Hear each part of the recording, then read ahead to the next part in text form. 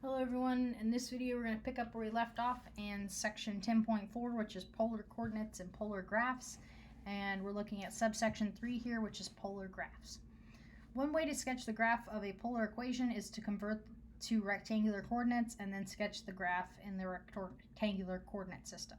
Right? So if you're unfamiliar with how to graph something in the polar coordinate system, you could always rewrite it in the rectangular coordinate system. Right, so what we're going to do here is practice describing the polar equation, and then we're going to confirm what we suspect by converting it to a rectangular equation and graphing that like we're comfortable with. Right, so rectangular equations look like y equals x something something something.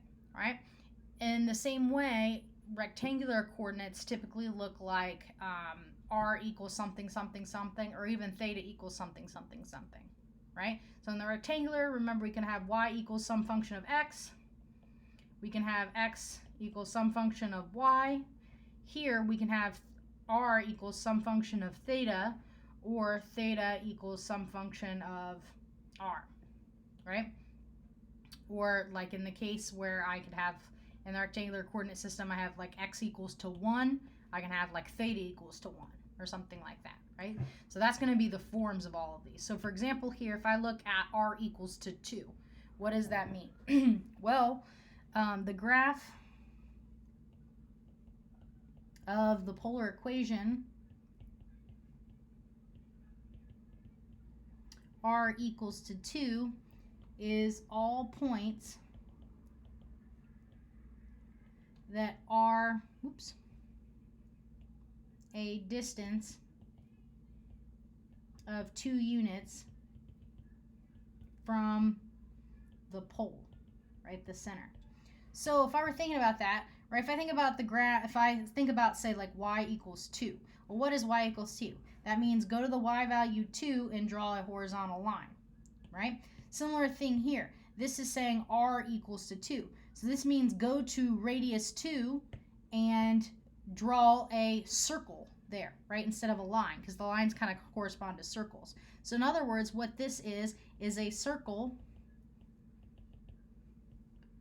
with radius 2, right? So if I were going to draw this, I would say, okay, here is 2, here's 2, here's negative 2, here's 2, and I'm going to draw this circle just like that, right? It's a circle of radius 2. So how am I going to confirm that? By rewriting this as a rectangular coordinate system, right? So r squared is equal to x squared plus y squared, right? That's equation that's one of our equations that we use to convert between x and y. Well, what is r? R is 2, right? So I get 2 squared is equal to x squared plus y squared, or 4 is equal to x squared plus y squared. Note this right here, we know is the equation of a circle of radius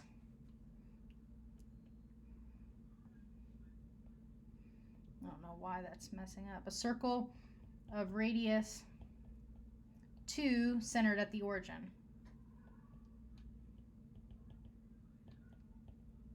Right? Because I'm not adding or subtracting anything from x or y. Right? So that's just what we confirmed there. So now let's think about theta equals pi over 3. Right? This is the graph of theta equals pi over 3 consists of all points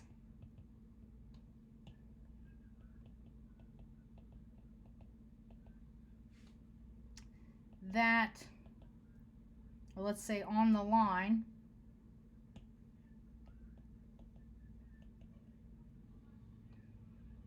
that makes the angle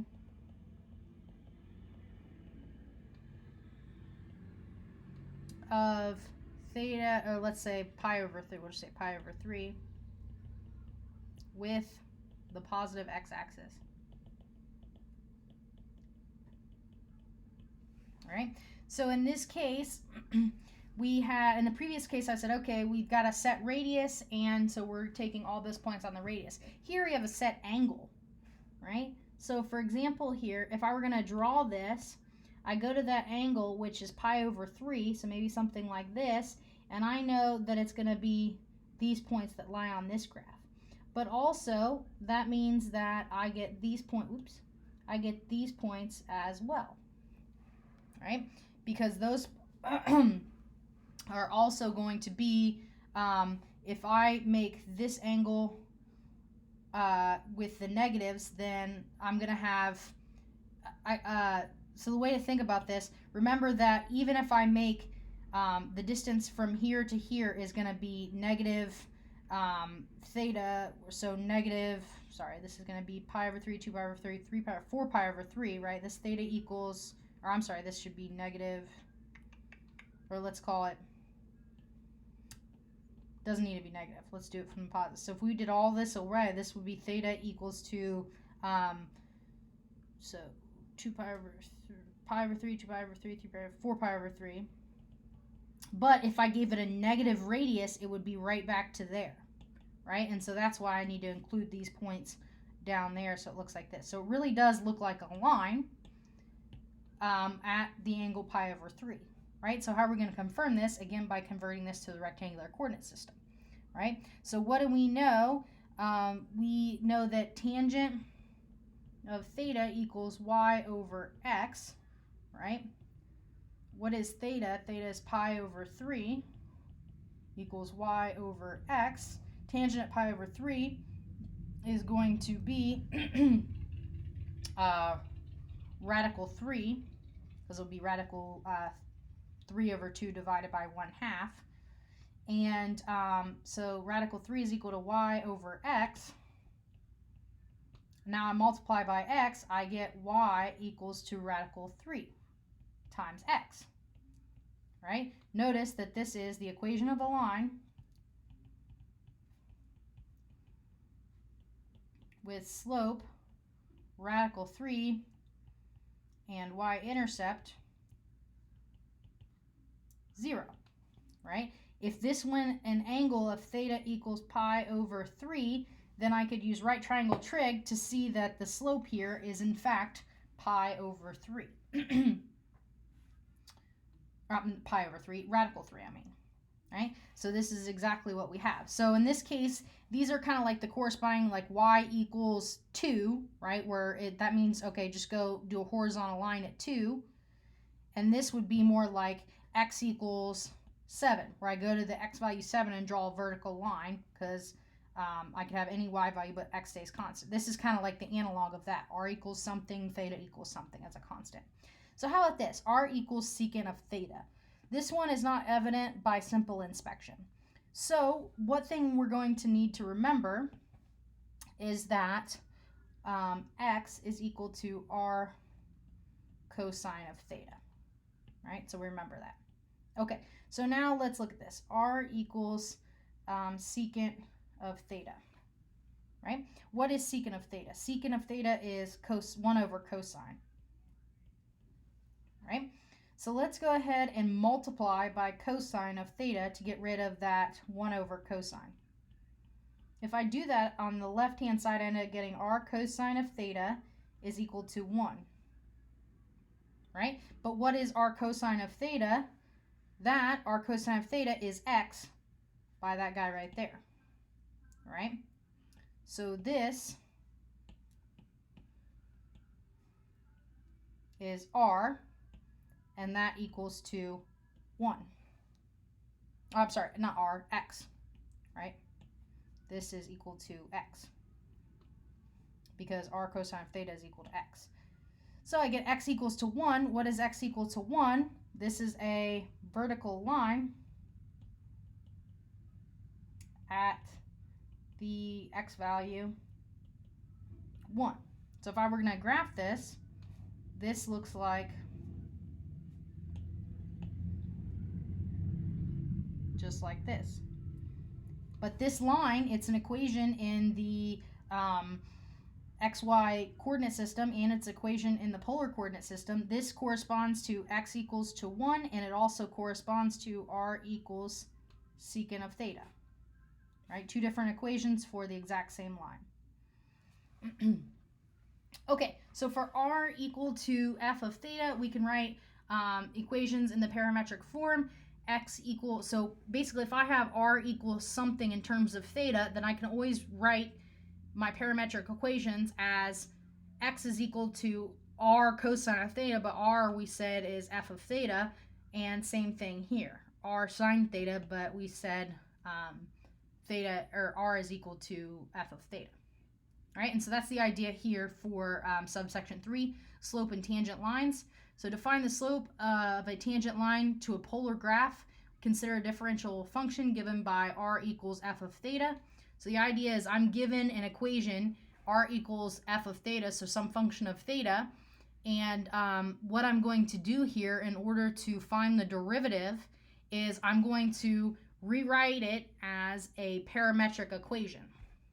Right? I'm going to take this r equals f of theta, and I'm going to use that idea to say, okay, well, x we know is equal to r cosine of theta, but r is f of theta, so I'm going to rewrite it as this parametric equation, right? X as some function of theta, y is another function of theta, it's f of theta sine theta, and then once we know parametric equations in terms of the parameter theta, then I can say, okay, we know how to take derivatives of parametric equations, right? How do we take derivative of parametric equations? Well, I take the derivative of y with respect to theta and the derivative of x with respect to the theta, right? So that's what I'm going to do here in order to find slope in the polar form. And that's what this theorem says. It says, okay, I have this differentiable function, r equals something of theta, and then what do? I say, okay, let's have the parametric equations. In this case, since these have very specific forms of parametric equations, if I took the derivative of this, I could do the product rule, or the derivative of this and do the product rule, and that's how I get this. I get this by the product rule, and I get this by the product rule. However, I don't really like to just memorize this equation. I think it's easier to say, oh, I can write it as a parametric equation, differentiate the x, differentiate the y, and put it over each other. So I don't really like to remember this theorem 10.11, but that's completely up to you. How do you do it? And the same thing goes as before, right? If in my derivative here, when my derivative is 0, I know I have a horizontal tangent. My derivative is 0 when my dy over d theta, right, which is the numerator, is 0. That's where I have horizontal tangents. When my denominator equals to 0, that's when I have vertical tangents because my slope is undefined. And if both are 0, then I can't tell, right? So now the question is to find the horizontal and vertical tangent lines of r equals sine theta, where 0 is less than or equal to theta is less than pi. Okay, so in order to find vertical and horizontal tangents, I need to take the derivatives of x and y and set them equal to 0, right? When the derivative of y is equal to 0, I have vertical or horizontal tangents. When the derivative of x is equal to 0, then I have vertical tangents, right? So first I need to find the parametric equations, right? Because they're not given to us. They don't say x equals this, y equals to this, so now you can take the derivative of x and y. But they do tell us what r is, right? R I'm going to underline, I'm going to put, we'll say in green, right? That's what r is. So in general, we know x is equal to r cosine of theta, right? But what is r? R is what I just underlined, or I just highlighted in green. R is equal to sine theta. So I'm going to replace, in this equation, I'm going to replace r with sine theta, and then leave cosine of theta alone. So my answer for what x is, an equation in terms of theta, so a parametric equation, is sine theta cosine theta, right? So now y, again, is always r sine theta, but again, I'm going to replace r with what we are given by the problem. We're given that r is equal to sine theta, so I'm going to write sine theta times cosine theta, or sorry, times sine theta, because the equation says sine theta, so I get sine squared theta. So that is my parametric equation for x and my parametric equation for y, right? So now, in order to find horizontal tangents, I take my y derivative and set it equal to 0 because that's the numerator of my full derivative, right? So for my horizontal tangents, what I'm going to do is take my my y derivative and set it equal to 0. So I need to find my y derivative, dy over d theta. Well, dy over d theta is sine squared theta, right? So in order to differentiate that, I'm actually going to use the chain rule, right? Because it's something to the second power, and then so I go 2, leave the inside alone, theta, to the first power, and then chain on the derivative of sine, which is cosine. So this is my derivative with respect to y, and I found that by the chain rule, right? So now I want to set that derivative equal to 0, right? So 2 sine theta cosine theta equals to 0. Now by the zero product property, I know that I either have 2 sine theta equals to 0. Actually, I don't even need that 2 because the 2 is not going to tell us when it's equal to 0. So I either have sine of theta equals to 0 or cosine of theta equals to 0. Right? By the zero product property, if this thing times this thing equals to 0, then one of them had to be 0. So when is sine 0? Sine is 0 at at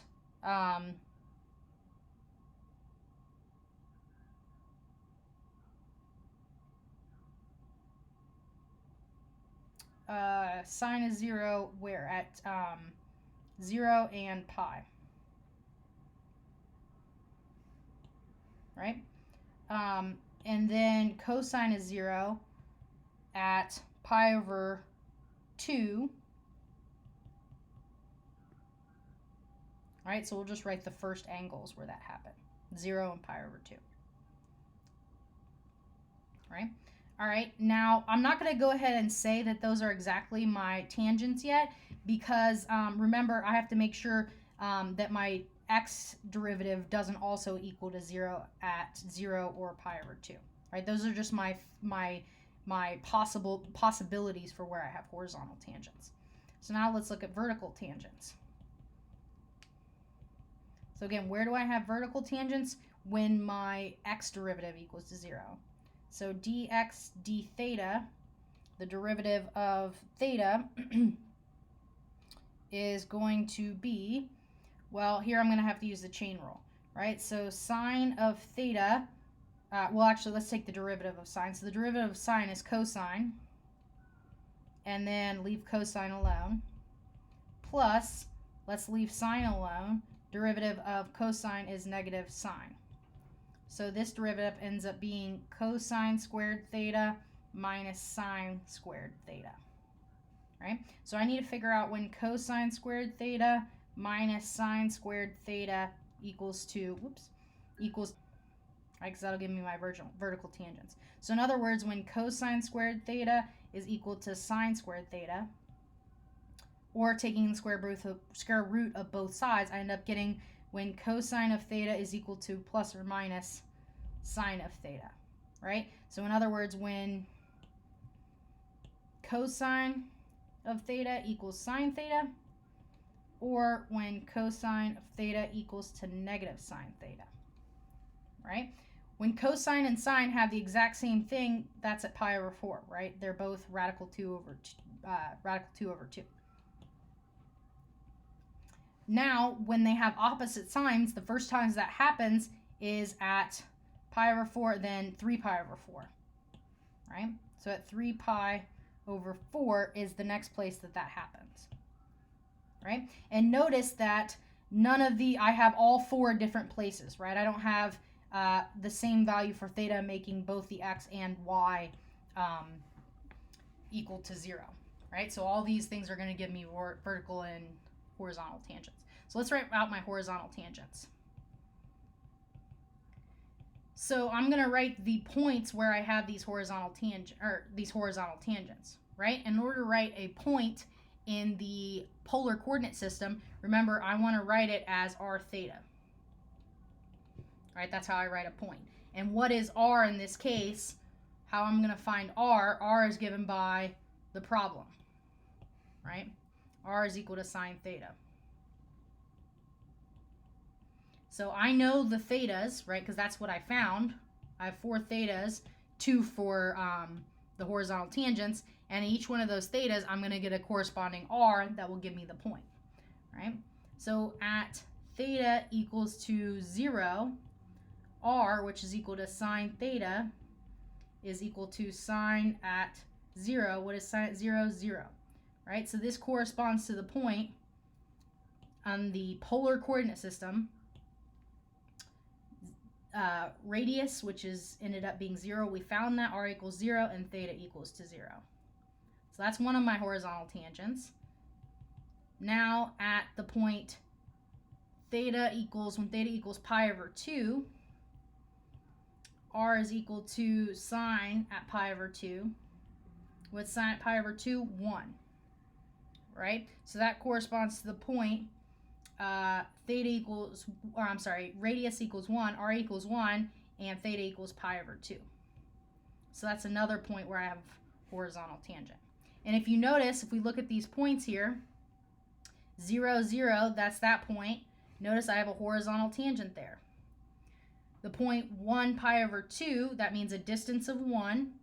So that's right up here. And an angle pi over 2, remember that's going this way. This way is pi over 2. So that's that point up there that I drew. That has a point that has a horizontal tangent, right? So now let's look at our vertical tangents. Again, writing these in polar form.